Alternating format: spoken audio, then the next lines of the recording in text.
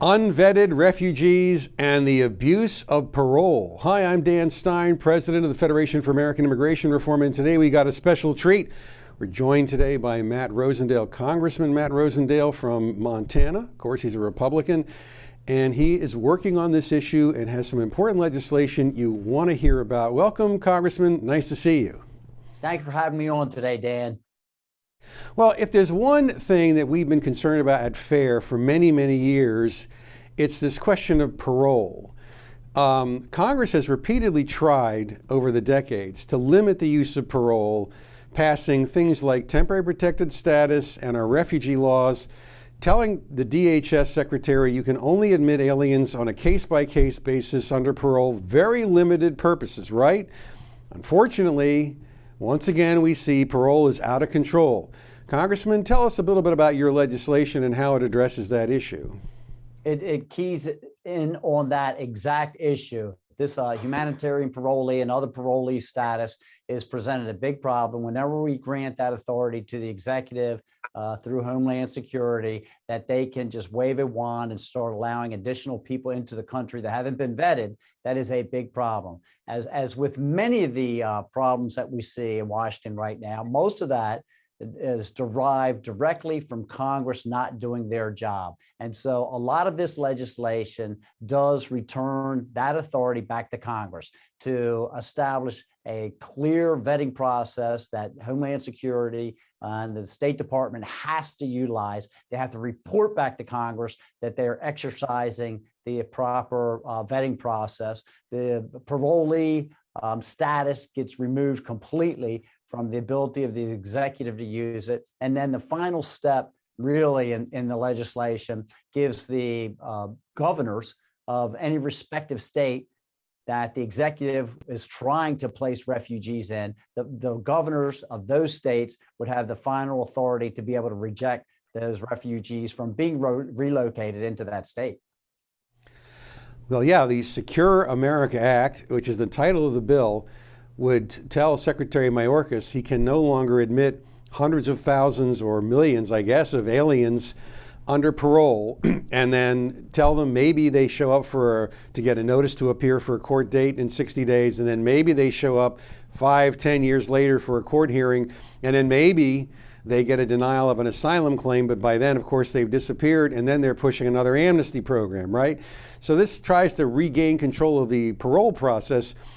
And the Secure America Act also addresses this question of the refugee flows and also the fact that they're admitting Afghan nationals who are not refugees in the sense that they could be resettled more close to Afghanistan and or there's no evidence that they work directly for the U.S. government, right? So does it address the vetting question more directly, right, Congressman? That is exactly what we're trying to do.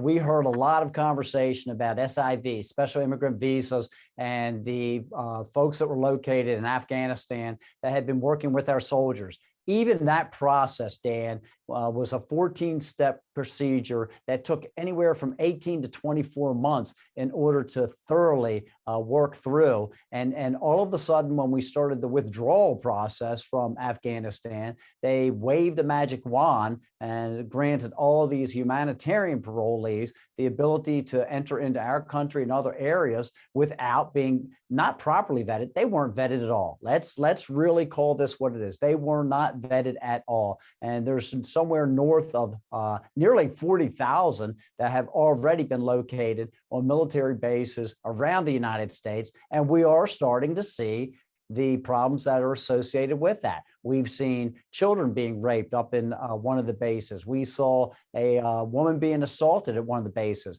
Now, some of those things may be acceptable in Afghanistan, but they are not acceptable in the United States of America. We saw a soldier who was working at one of the bases down south, and she was assaulted by 5 of these refugees. We are looking for problems by not having this vetting process in place, and Congress needs to reassert its authority to establish the number of people that are coming into our country and the guidelines with which they're going to be reviewed. So where were you on 9/11, and how would you say our security situation today compares to then? Boy, my wife was getting LASIK surgery on that day. I will never forget it. And I was driving across a bridge that crossed over the Chesapeake Bay. And I can tell you, my eyes were scanning the sky, wondering where the next aircraft was going to crash. It's very, very disturbing. And our national security has been compromised dramatically since that time, as far as I'm concerned, and as far as a lot of the my colleagues are concerned. Well, Joe Biden was in Congress for decades.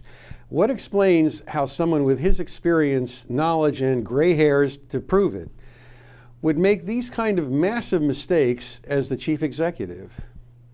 Well, some people have to touch the oven more than once to get burned before they realize that it's just hot. Well, you're being very charitable. Well, listen, I encourage all folks to get acquainted with this legislation. Congressman Matt Rosendale has the Secure America Act, section by section, not a long bill, a critical bill, so important that folks weigh in support of it. Congressman, anything else you want to add about the legislation? We're looking forward to getting more support for this legislation. I think it's in the best interest of the nation to make sure that we know who's coming into our country and what they're going to do when they get here. And I think it is incumbent upon Congress to reassert its authority to take care of these types of things. Well, Congressman, thanks for joining us. I'm Dan Stein. Thanks for watching.